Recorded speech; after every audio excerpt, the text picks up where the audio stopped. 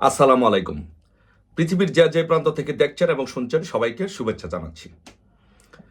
আসুন আমরা আজকে দেখি যে গোপালগঞ্জে যে ইউনূস বাহিনী যে গণহত্যা চালিয়েছে এবং অসংখ্য মানুষকে নির্বিচারে গুলি করে আহত করেছে, এটি নিয়ে আবার ইউনূস বাহিনী কি নাটক করছে।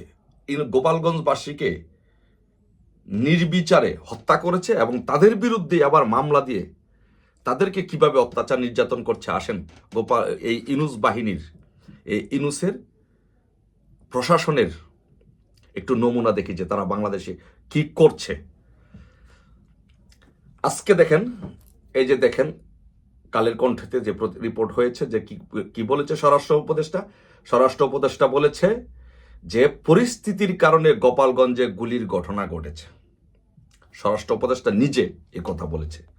তার মানে হচ্ছে গোপালগঞ্জে পরিস্থিতির কারণে গুলি করা হয়েছে। কে করেছে গুলি? সেনাবাহিনী করেছে গুলি, পুলিশ গুলি করেছে, সেনাবাহিনী গুলি করেছে। আচ্ছা, তো এটা নিয়ে আমি ডিবেট করছি না, যে সে যেহেতু নিজে স্বীকার করেছে যে পরিস্থিতির কারণে গোপালগঞ্জে গুলি করেছে, তার মানে রাষ্ট্রের সেনাবাহিনী এবং পুলিশ গোপালগঞ্জবাসীর উপরে গুলি করেছে। এটা স্পষ্ট, দেশবাসী জানে, মিডিয়াতে এটা এসেছে এবং স্বরাষ্ট্র উপদেষ্টা নিজে এটা স্বীকার করেছেন। তার মানে হচ্ছে যে গুলি করে যে হত্যা করা হয়েছে এই বিষয়ে কোনো সন্দেহ নেই, এটা রাষ্ট্রীয় স্বরাষ্ট্র উপদেষ্টা নিজেই স্বীকার করে নিয়েছেন। কিন্তু এই যে দেখেন, এখানে কালের কণ্ঠে রিপোর্ট হয়েছে যে গোপালগঞ্জের 4 হত্যা মামলায় 5,400 জনকে আসামি করা হয়েছে।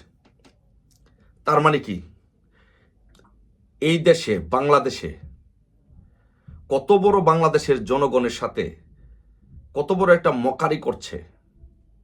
আপনি দেখেন যে যেই এলাকার মানুষকে, যাদেরকে গুলি করে হত্যা করা হয়েছে, আবার তাদের বিরুদ্ধে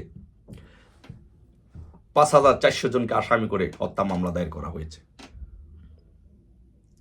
এখন আপনারা বলেন যে বাংলাদেশের আইন, বাংলাদেশের আদালত, বাংলাদেশের শাসন ব্যবস্থা এখন এই ইউনূস বাহিনী কোথায় নিয়ে গিয়েছে? এই যে ফেসিস্ট বলেন, স্বৈরশাসক বলেন, এই ইউনূসের চাইতে ফেসিস্ট স্বৈরশাসক শুধু বাংলাদেশে না, এই বিশ্বে আর কেউ আছে? তা সবচেয়ে বড় স্বৈরশাসককে, এই পৃথিবীর ইতিহাসে সবচেয়ে নিকৃষ্টতম ঘৃণ্য ফেসিস্টের নাম হচ্ছে এই ইউনূস। কিন্তু দেখেন পরবর্তীতে আবার কি হলো, দেখেন যে গোপালগঞ্জে নাকি পরিস্থিতির কারণে এনসিপিকে বাধা দেওয়ার কারণে, পরিস্থিতির কারণে গুলি করা হয়েছে। কিন্তু চকরিয়াতে তো মিছিল করতে দেয় নাই এনসিপিকে, চকরিয়াতে এনসিপিকে মিছিল করতে দেয় নাই এবং তাদের উপরে তাদের মঞ্চ ভাঙচুর করা হয়েছে। কিন্তু ওইখানে কিন্তু সেনাবাহিনী গুলি করে নাই, কিন্তু ওইখানে কোনো মামলা হয় নাই। এই যে দেখেন চকরিয়াতে তাদের মঞ্চ ভেঙে দেওয়া হয়েছে এবং এখানে সমাবেশ করতে দেয় নাই, কিন্তু এখানে তো কোনো মামলা হয়নি, এখানে গুলিও হয়নি। তার মানে কি হচ্ছে যে শুধু আওয়ামী লীগকে নিশ্চিহ্ন করার জন্য, গোপালগঞ্জবাসীকে নিশ্চিহ্ন করার জন্য এই ইউনূসের যত সব আয়োজন, এই জঙ্গিবাদ কিন্তু বাংলাদেশে বেশি দিন ইনশাল্লাহ চলবে না। দেখেন আবার কি করেছে, দেখেন যে এই ওয়াকার, জেনারেল ওয়াকার সাহেব, সেনাপ্রধান, উনি বলেছেন, আজকে বলেছেন যে জামাতের নেতা নাকি অসুস্থ হয়ে গিয়েছে, জামাতের নেতাকে চিকিৎসা করার জন্য সেনাবাহিনী প্রস্তুত, সিএমএইচ প্রস্তুত। কেন? এই জামাতের আমির ডাক্তার শফিকুর রহমান, উনি কোন প্রোটোকলে সিএমএইচ এর চিকিৎসা পান? কোন প্রোটোকলে চিকিৎসা পান? উনি যদি চিকিৎসা পান, উনি একজন রাজনৈতিক দলের নেতা, তাহলে সকল রাজনৈতিক দলের নেতা এখানে চিকিৎসা পাবে, এই দেশের সকল জনগণ এই দেশে চিকিৎসা পাবে।